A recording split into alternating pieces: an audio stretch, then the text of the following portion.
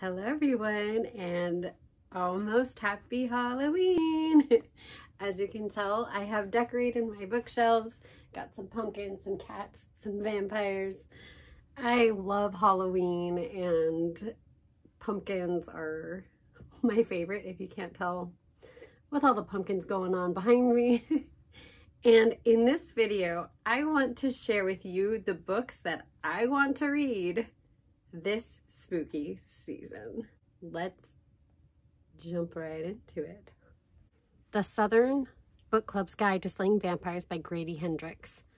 This one is about a woman who is in a book club and they believe that a new neighbor is actually a vampire. Lauren Oliver rooms. This is where a patriarch named Richard has died and he leaves behind a country house full of rooms, but the place is haunted. The House of 100 Whispers by Graham Masterson. Another haunted house. All Hallows Hall is a Tudor mansion, and this man died, and so people are coming to get their inheritance, but they figure something's not right, and a young boy goes missing from somewhere inside the house. Tiffany D. Jackson, White Smoke. This just came out. And this is about a girl named Marigold who moves into a new house. And it is haunted. Yes, a haunted house book. And so I heard that this is like a combination of Get Out and The Haunting of Hill House. So if that's up your alley, you might like this. The Pumpkin Man by John Everson. Her father is murdered, and so she needs a place to get away from it all, and she goes with some friends to an empty seaside cottage that she inherited. She didn't know that it has a bunch of secrets and mysteries, and there's these old books and a Ouija board that has lots of power. And her friends, I believe, start dying one by one, and she sees that the boogeyman is actually not a legend. Victoria Schwab, City of Ghosts. Cass almost drowned, but now she can pull back the veil that separates the living from the dead and enter the world of spirits. Her best friend is even a ghost. Things get stranger when Cass's parents start hosting a TV show about haunted places. She heads off to Scotland, where graveyard castles and secret passageways have restless phantoms. Cass meets a girl who shares her gift, and she realizes how much she has to learn about the veil. The Final Girl Support Group by Grady Hendrix.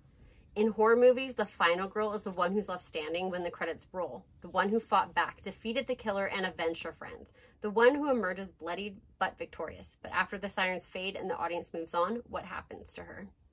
This book is about a bunch of final girls who get together and form a support group and want to watch out for each other, but I believe one of them goes missing. And so it's up to the girls to figure out what happened and stop anything more from happening. My Best Friend's Exorcism by Grady Hendrix. This is about two high school sophomores, Abby and Gretchen, and they've been best friends since 4th grade, and they go skinny dipping, but one of them comes out very different, moody, irritable, and bizarre things keep happening. So her friend Abby wants to investigate what happened, like what is going on with her friend. She needs to see if she's powerful enough to defeat whatever has a hold on her best friend. Sanctum by Madeline Rue. This is a book 2, and I don't necessarily want to read what it's about, but I'll tell you about the first one. The first book is called Asylum, and it is about a character who I believe is named Daniel, or Dan.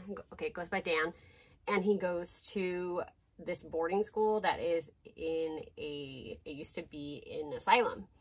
And in the first book, the whole premise is that they discover this room and crazy secrets and kind of like what it used to be. There's ghosts involved and stuff like that. And so this is the second one. So I'll have to fresh up on what happened at the end of the first one before I get into this one. There's Someone Inside Your House by Stephanie Perkins. This is about a girl named Makani who came to live with her grandmother in Nebraska. One by one, the students of her high school begin to die in gruesome murders. Ooh, will she survive? And this is now going to be on Netflix. Joanne Fluke's The Other Child. Expectant parents Karen and Mike are excited about restoring a Victorian mansion. There's all these hallways and hiding places, and their 9-year-old daughter likes to explore, but they didn't listen to stories that were told to them about how there was evil that lived there. The Haunting of Blackwood House by Darcy Coates. This one is about a woman named Mara, who is a daughter of a spiritualist. So she's used to fake seances and fake scams and fake mediums. And now she's getting married and purchased a place called Blackwood House. And they were warned that things are wrong with the house, like doors open by themselves, there's whispers at night. But Mara thinks it's all fake. The Haunting of Ashburn House by Darcy Coates. So this one is about another haunted house.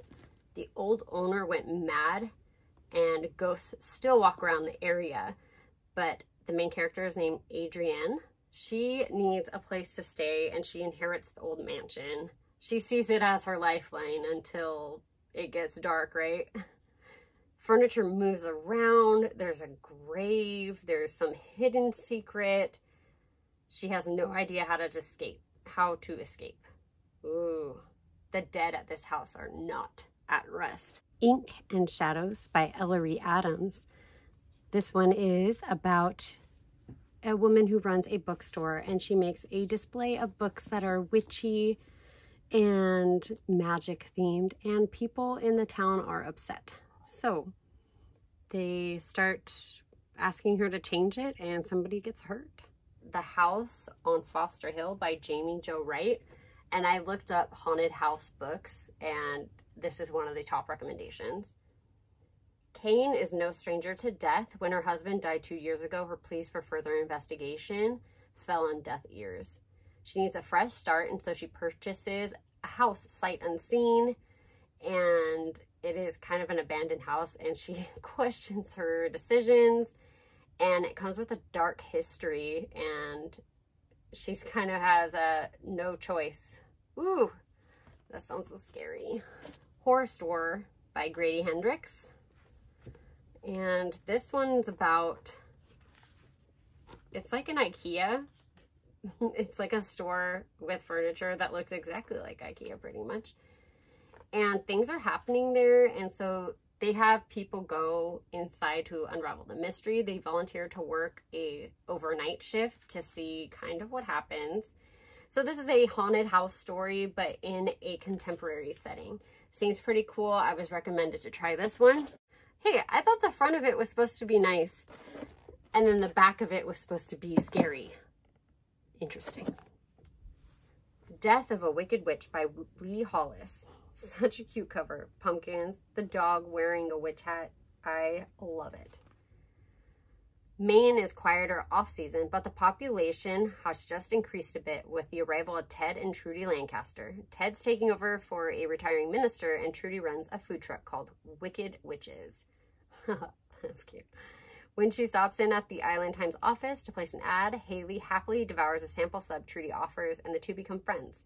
But then Trudy tragically dies in her truck while catering a Halloween party. What happened? Town and a Pumpkin Bash by B.B. Haywood. Halloween is fast approaching, and preparations for the Pumpkin Bash annual autumn festival are underway. Candy is running this year's haunted hayride in hopes of making some extra cash. But when she discovers a real dead body near the fake tombstones, her side job is a full-blown investigation to find out who turned this holiday attraction into a real horror show. Trick or Deceit by Shelley Freydont. There are 3 finalists in the contest for the town's official haunted house, and $10,000 will go to the winner. The rest will go to a community center.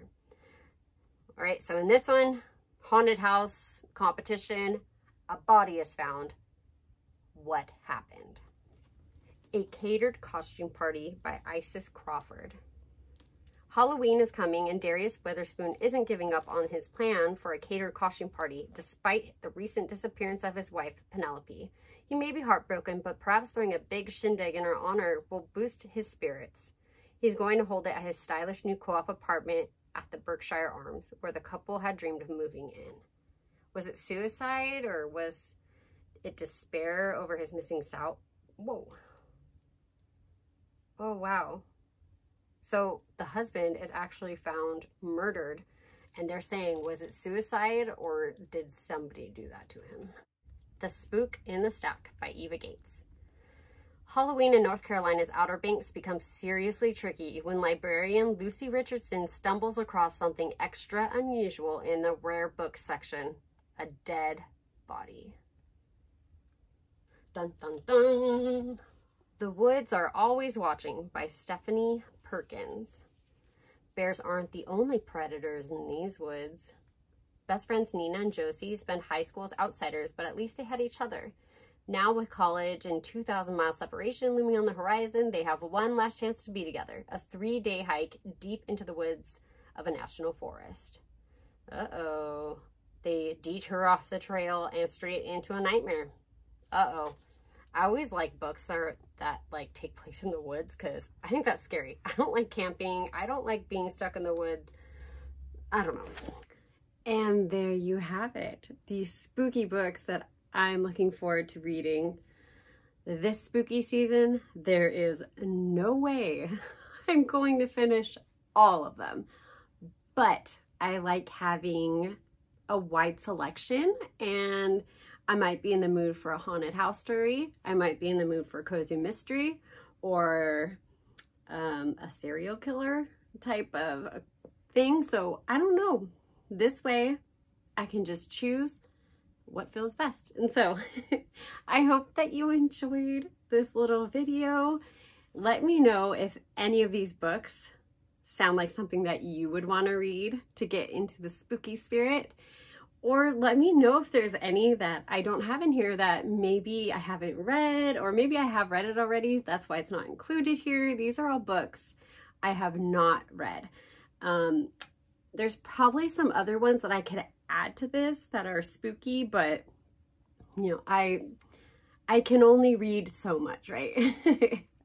I only have about a month till Halloween. So I don't have, I don't read a book a day, so I can't get all this goodness in. So I will probably be doing a video about the books that I have read after Halloween, and so I will update you then.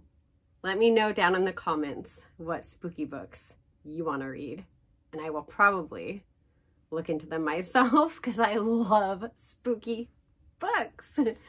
Thank you so much for watching, and I'll see you in another video. Bye-bye. And here are all the books that I am hoping to read this spooky Halloween season. I hope that they are books that can get me into the spirit of Halloween. And I will let you know if any of them are good, and let me know if you put any of these on your TBR for this season. And thank you so much for watching this video. And let me know if there's any great Halloween books that I'm missing out on, because I would love to add them to this stack. Thank you so much for watching. Bye-bye.